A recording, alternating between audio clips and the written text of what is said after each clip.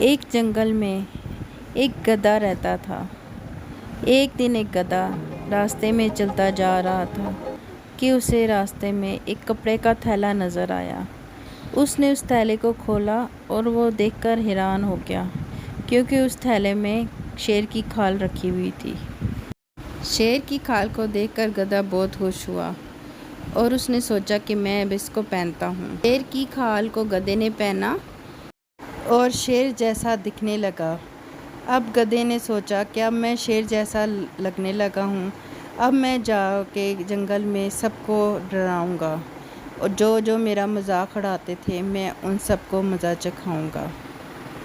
شیر یعنی گدھا دوڑتا ہوا جنگل میں داخل ہوا۔ شیر یعنی گدھا، گدھے کو سب سے پہلے ہرن نے دیکھا اور ہرن شیر سمجھ کر خوفزدہ ہو کر بھاگ گیا۔ کتنا مزہ آیا، گدھے نے اپنی کامیابی پر خوش ہو کر کہا۔ اتنے میں دیکھا کہ بی لومڑی آ رہی ہے۔ شیر صاحب، آپ تو بہت معزز، بڑے مرتبے والے اور اچھے جانور ہیں، آپ مجھے نہ کھائیں۔ لومڑی گدھے کے قدموں میں گر گئی، اس سے زندگی کی بھیک مانگنے لگی۔ شیر یعنی گدھا نے غصے سے لومڑی کو کہا، چلی جاؤ یہاں سے، بھاگ جاؤ۔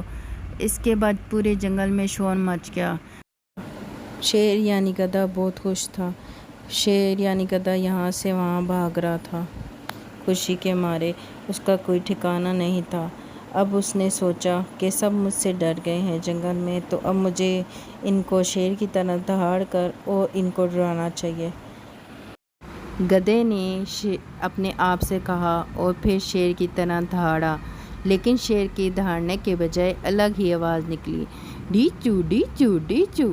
سب جانوروں نے یہ آواز سنی اور باہر آ گئے۔ انہیں گدھے کی اصلیت جاننے میں دیر نہ لگی۔ یہ دراصل گدھا ہے جو شیر کی کھال میں آ گیا ہے۔ سب جانوروں نے آ کر گدھے کی وہ درگت بنائی کہ مت پوچھیں اس کا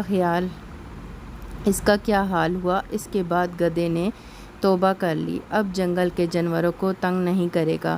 بے وقوف گدھا جب تک چپ رہا اس کا بھرم قائم رہا، جیسے ہی وہ بولا تو فوراً پکڑا گیا۔